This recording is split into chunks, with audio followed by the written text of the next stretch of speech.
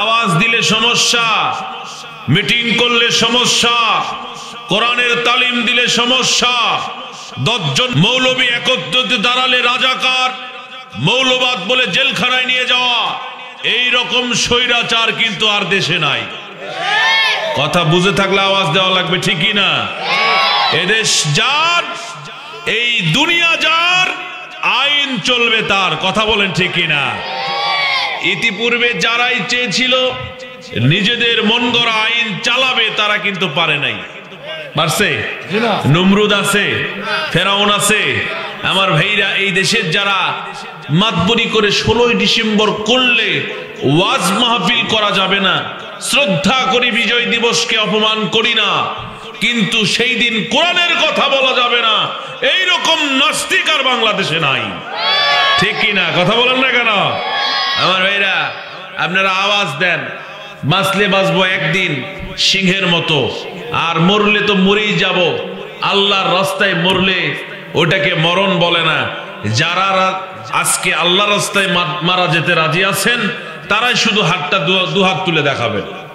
যারা ফি সাবিলিল্লাহ, আল্লাহ রাস্তায় মারা যেতে চান, লিল্লাহে তাকবীর, হাত নামান। সূরা বাকারা থেকে একটা আয়াত নিয়েছি, দাওয়াত নিয়ে এসেছি। কার দাওয়াত? আল্লাহর দাওয়াত। ফি সাবিলিল্লাহ, আল্লাহর রাস্তায় আল্লাহর দাওয়াত নিয়ে এসেছি। আমার এই দাওয়াত হজম করতে গেলে একটু কষ্ট হবে। 16 নম্বর ইনজেকশন সুই যদি হজম করতে পারেন, ইনশাআল্লাহ হয়তো আল্লাহ আপনাকে জান্নাতের মেহমান বানাবে। আমিন বলবেন না? আমিন। জোরে বলেন আমিন। আমার ভাইরা, আমি বলেছিলাম আল্লাহ রাস্তায় মরতে হবে। রাজি আছেন? জি। কথা বলেন না কেন? রাজি আছেন? আল্লাহর রাস্তা ছাড়া মুক্তির রাস্তা আছে? মারা গেলে আপনি আমাকে যেতে হবে কোথায়? কবরে। আর ওই কবরটাতে যদি নবীর সুপারিশ পাওয়া যায়, তাহলে ওই কবরটা হবে জান্নাতের বাগান। সুবহানাল্লাহ বলেন। আমার ভাইরা, আসুন, আপনাদের আওয়াজের উপর আমার ওয়াজ হবে। আওয়াজ দিবেন ভালো, ওয়াজ পাবেন ভালো।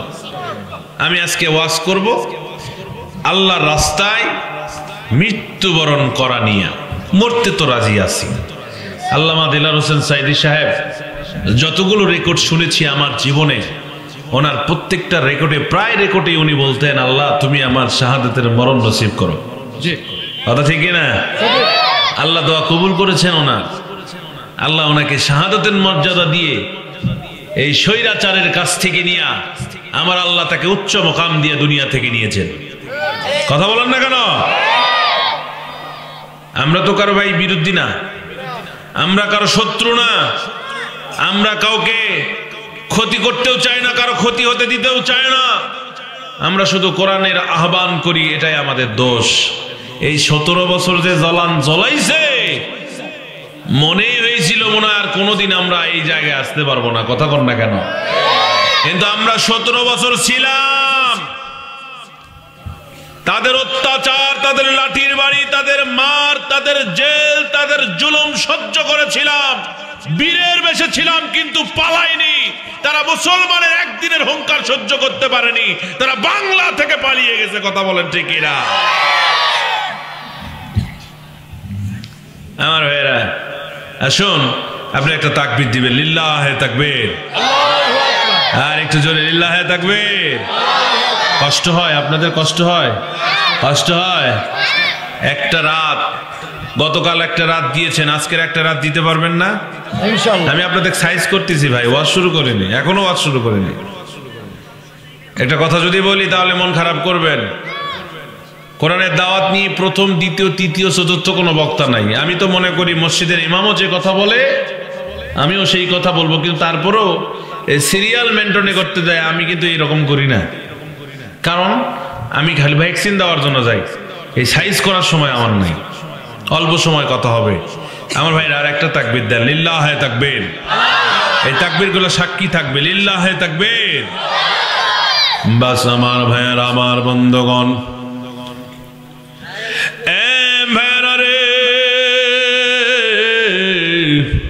আমার আল্লাহ রব্বুল আলামিন ডাকতে বললেন, নবী গো ইয়া রাসূলুল্লাহ, ইয়া হাবিবাল্লাহ, ও নবীজি, আমি আল্লাহ রব্বুল আলামিন এই দুনিয়ার মানুষগুলোকে ভালো বানাবার জন্য আমি মহান আল্লাহ রব্বুল আলামিন দীর্ঘ 23 বছরে আমার নবীকে একটা চিঠি লিখেছি, যে চিঠির নাম হলো কোরআন। জোরে জোরে বলেন সুবহানাল্লাহ, আর একটু জোরে জোরে বলেন সুবহানাল্লাহ। এ মেয়েরা, আমার যুবকেরা, আমি আজকে আপনাদেরকে নিয়ে ওয়াজ করব। এই যুবকগুলো যদি ঠিক হয়ে যায়, গোটা বাংলাদেশটা ঠিক হয়ে যাবে। কথা বলেন ঠিক কি না ভাইজান? এই যুবকগুলো যদি বলে আজকে তাফসির মাহফিল হবে, তাহলে তাফসির হবে।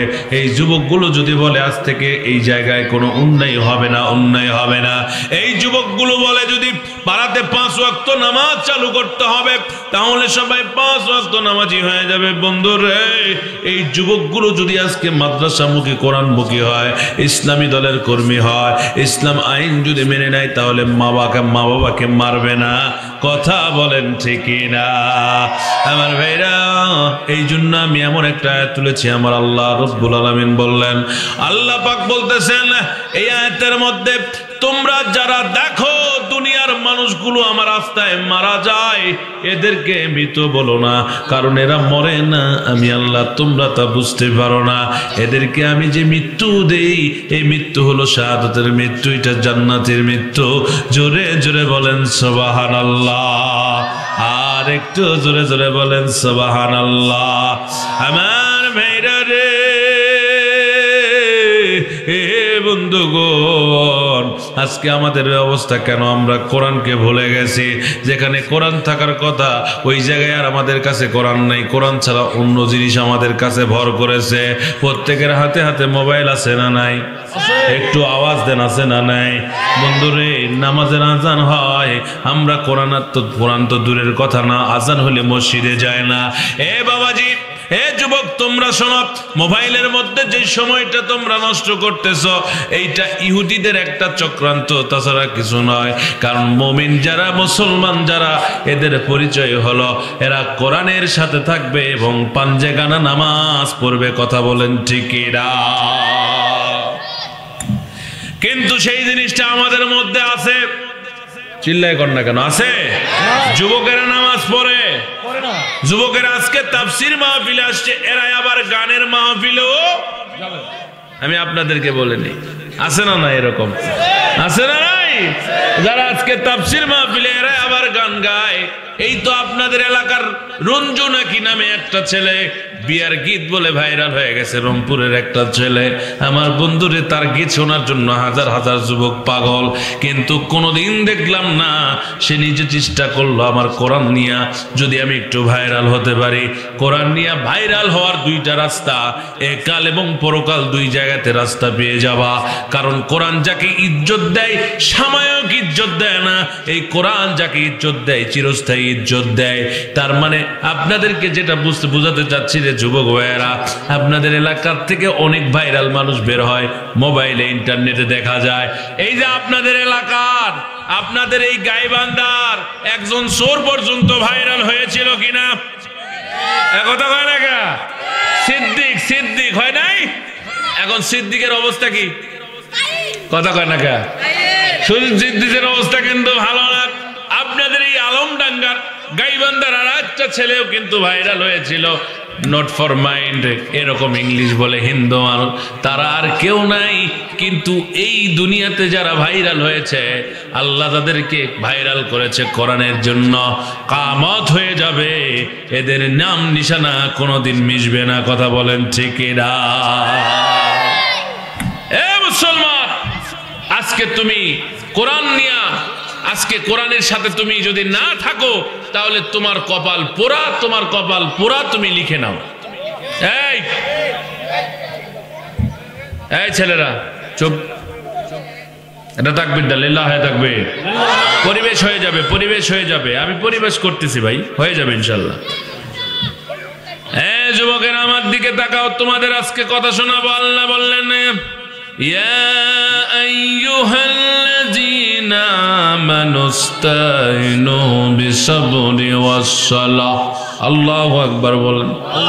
নামাজ পড়া লাগবে কিনা? নামাজ ছাড়া কিন্তু পার পাবেন না। বন্ধ হয়েন না। আমাদের মধ্যে অনেকগুলো তরিকার মানুষ আছে, অনেক মানুষ তো অনেকভাবে কথা বলে। এ মুসলমান ভাইরা, এই মুসলমানের মধ্যে দলের শেষ নাই। হিন্দুদের মধ্যে কিন্তু অত দল নাই, খ্রিস্টানের মধ্যে অত দল নাই, মুসলমানের মধ্যে বহুত প্রকার দল আছে। কেউ করে তাবলিগ, আছে না নাই? একটু জোরে কন। তাবলিগের মধ্যে আবার দল কয়টা? কয়টা? দুটা আছে না?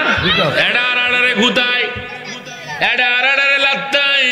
এই তাবলিগের মধ্যে দুই দল। আমাদের মধ্যে জামাত ইসলামে একদল করে, আবার একদল পীর মুরিদি, আছে না নাই? এর মধ্যে আওয়ামী লীগ আছে, বিএনপি আছে, জাতীয় পার্টি, জামাত, সব ধরনের দল আছে। কিন্তু মুসলমান যুবক তোমরা শুনে নাও, যতই দল থাকুক না কেন, মুসলমানের সংবিধান এক, মুসলমানের কোরআন এক, মুসলমানের নবী এক। মুসলমান যদি নিজেকে পরিচয় করে দিতে দাও, তাহলে তোমার দলও হওয়া লাগবে এক। যতদিন পর্যন্ত না তোমার দল এক হবে, ততদিন পর্যন্ত তুমি কোনোদিন জয়লাভ করতে পারবা না। কথা কর না কেন? পারবে? কোনোদিন পারবা না। যদি তুমি জয়লাভ করতে চাও, তোমার একটা কাজ হবে, সেটা হলো কোরআনের কাছে আত্মসমর্পণ করা। চিৎকার মেরে বলেন সুবহানাল্লাহ। এই কোরআনের কাছে যদি আত্মসমর্পণ না হতে পারেন, আপনি জীবন্ত পর্যন্ত কোরআনের আইন প্রতিষ্ঠিত করতে পারবেন না। পারবেন না? পারা সম্ভব নয়। কারণ এই কোরআন দিনে দিনে নাজিল হয়েছে। কোরআন কারো উপর ভরসা করে নাজিল হয় নাই। কোরআনে আল্লাহ হেফাজত করার দায়িত্ব আল্লাহ নিজেই নিয়েছেন। সুবহানাল্লাহ। সম্মানিত ভাইরা, যেহেতু আমরা এলাকার মানুষ, কি বলবো আপনাদেরকে, দুঃখ নিয়েন না। আমি আপনাদের কাছে একটা ইতিহাস বলে দিয়ে যাই, কারণ কোরআন আমরা পড়ি, কোরআনের মর্যাদা কত বড় বন্ধুরে। আবার আপনাদের এই এলাকায় আসার পর আমার ওয়াজটা মাথার মধ্যে ধরে গেল। কেন ধরে গেল বলেন তো? এইটা একটা মাদ্রাসার প্রোগ্রাম, কোরআনের কারখানার প্রোগ্রাম। আবার এখানে জামাত ইসলামের ঘাঁটি, গাইবান্ধার মাটি। এই গাইবান্ধায় জামাত ছাড়া কেউ নাই, আল্লাহওয়ালারা ছাড়া কেউ নাই। জীবন দিয়েছে, বাড়ি ছাড়া হয়েছে, ঘর ছাড়া হয়েছে।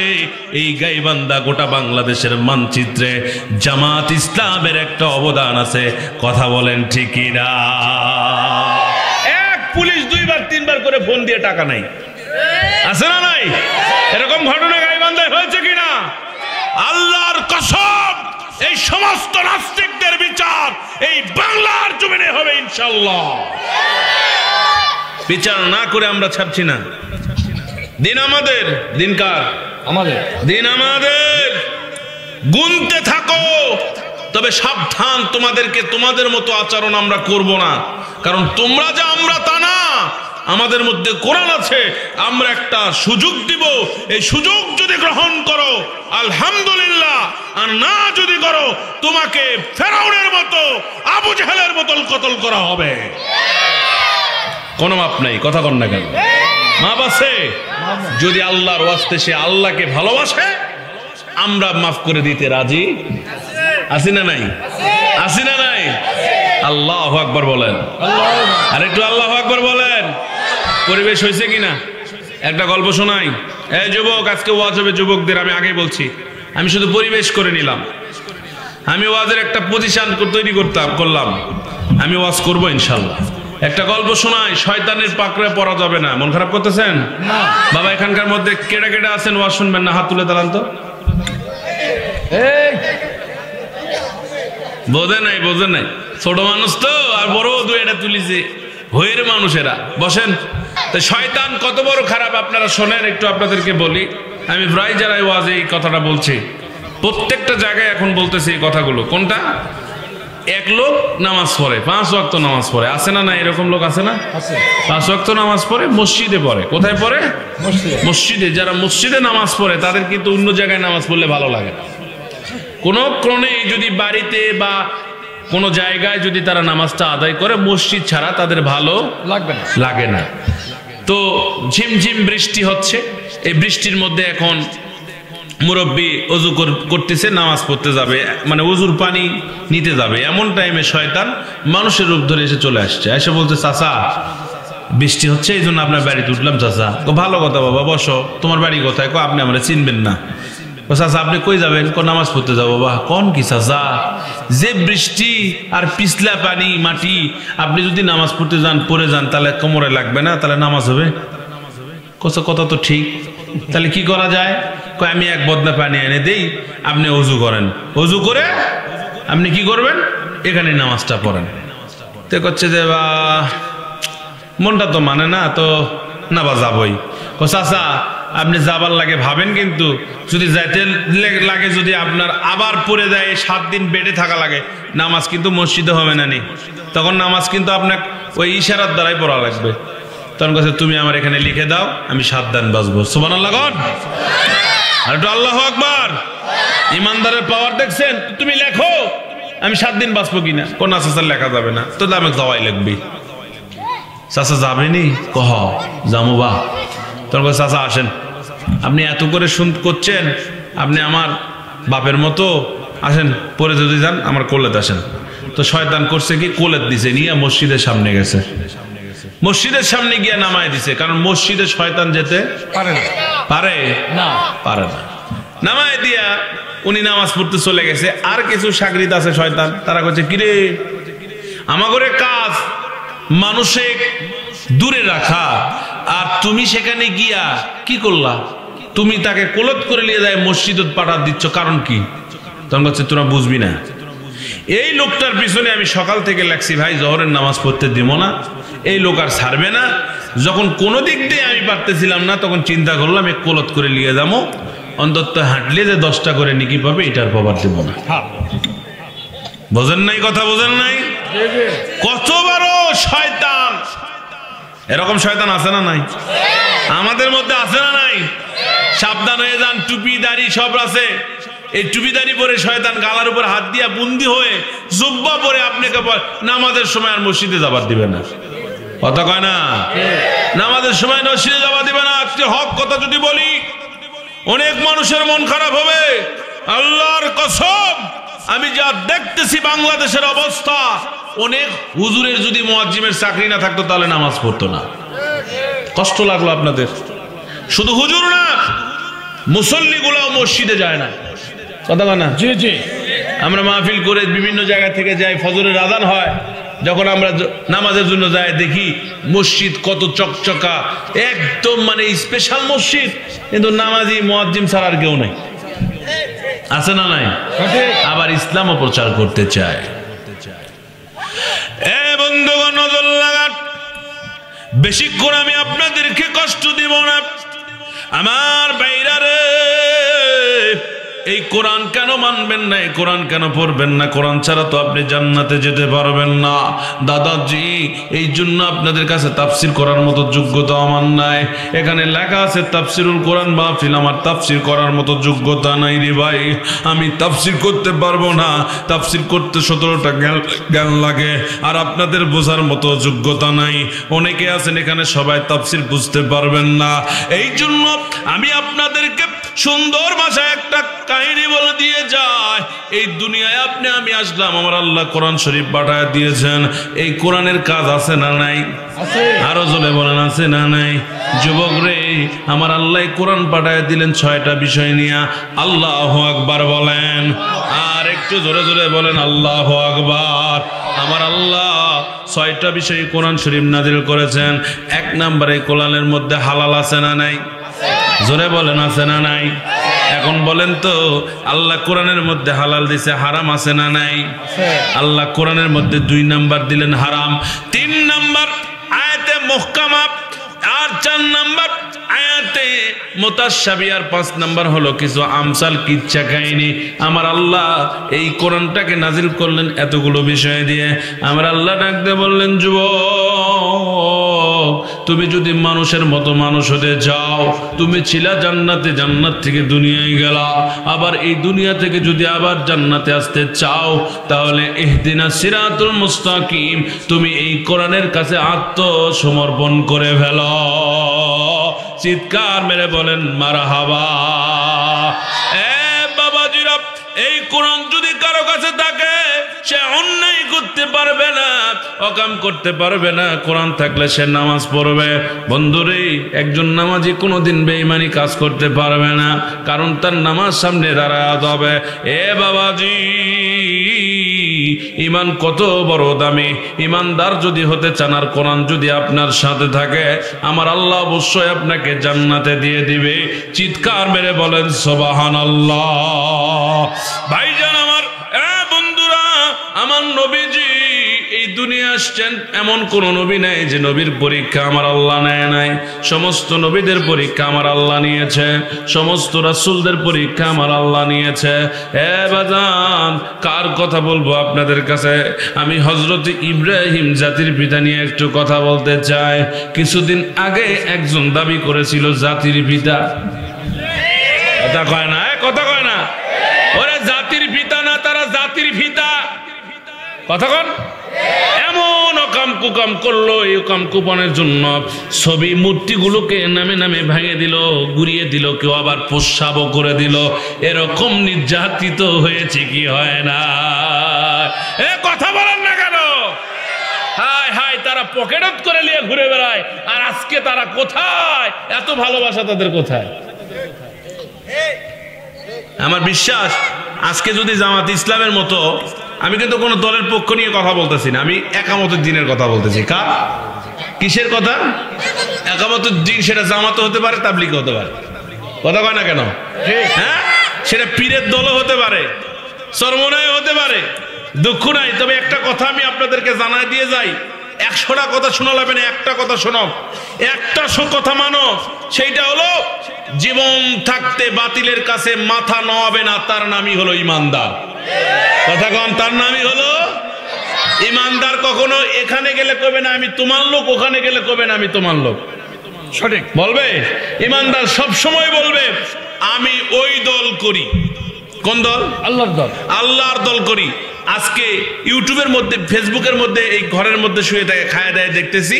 কয়েকজন পুলিশ যে মোবাইলে বলতেছে অমুক মহিলা, একটা মহিলাকে পার্কে ধরছি, এই মহিলা মনে হয় আওয়ামী লীগ করতো নাকি, তো মহিলাই বলতেছে আমি আওয়ামী লীগ করি না। এতই পোষা গেল। আর আমরা যে দল করি, বন্দুকের সামনে দাঁড়িয়ে বলেছি আমরা আল্লাহর দ্বীন কায়েমের চেষ্টায় আছি, থাকবো ইনশাল্লাহ। কথা বলেন ঠিক কিনা?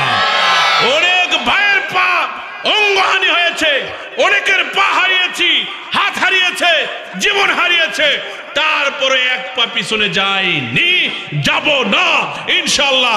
কারা কারা এই দিন প্রতিষ্ঠার কাজে আছেন, দুহাত তুলে আল্লাহকে দেখান। লিল্লাহে তাকবীর, লিল্লাহে তাকবীর। হাত নামান, হাত নামান। আগামীর দেশ আলেম ওলামার দেশ। কার দেশ? জোরে বলেন, কার দেশ? এটা এখানে কোনো মিথ্যা কথা আছে? সন্দেহ আছে? বাটাম পেটা করে ইন্ডিয়ায় পাঠাবো মিয়া। কথা কয় না কেন? বাটাম পেটা করবো। মালওয়ান না আমরা, কোন ধর্মকে ছোট করে কথা বলি না। কলিজা অনেক বড়। বদরের যুদ্ধে মাত্র 1313 জন নিয়ে 1000কে কুপায়া পিটায়া কুপা কাত করে দেওয়ার নামই হলো মুসলমান। ভুলে যান না, তাও আবার রমজানের মাস ছিল। রোজা থাকা রে, খিদা লাগা পেট। কথা কয় না? খিদা লাগা পেট। অর্ধেক শক্তি দিয়ে যদি তোদেরকে মারতে পারে, তাহলে পুরা শক্তি নিয়ে যদি লাগে, দুনিয়া তছনছ হয়ে যাবে। কথা বলেন না কেন? এ বাংলার জমিন, ওলি আল্লাহদের জমিন। এই জমিনে আর কোন নাস্তিক, কোন মুরতাদ ইসলাম বিদ্বেষী আর জায়গা পাবে না ইনশাআল্লাহ। অনেক হয়েছে। 3 মাস জেল খেটেছি। জয়পুরহাটের কারাগারে 3 মাস জেল খেটেছি। কয় মাস? 3 মাস। বাপের প্রথম ছোলের ডাক, মুখটার থেকে ডাক শুনছি আমি, আব্বা ডাক আমার জেলখানার ভিতরে। আমার ছেলেকে নিয়ে আসছে, আমার বিবি ওই পারে দাঁড়ায়, আমি এই পারে দাঁড়ায়। আমারে প্রথম ডাক দিছে আব্বা বলে, জেলখানার থেকে। আমি সেই দিনই বলছি, আল্লাহ যদি কোনোদিন তোমার কালেমার পতাকা উদ্দিন হয়, আমি সেই দিন এই দুঃখ ভুলে যাব। মাসের পর মাস বাড়ি ছাড়া, ঘর ছাড়া, কোনো দুঃখ নাই, কষ্ট নাই, শুধু একটাই কথা, আমরা স্বার্থের জন্য নাই, আমরা ইকামতের দিনের প্রতিষ্ঠার কাজে আসি, থাকবো, কোরআন নিয়েই দুনিয়া থেকে যাবো ইনশাআল্লাহ।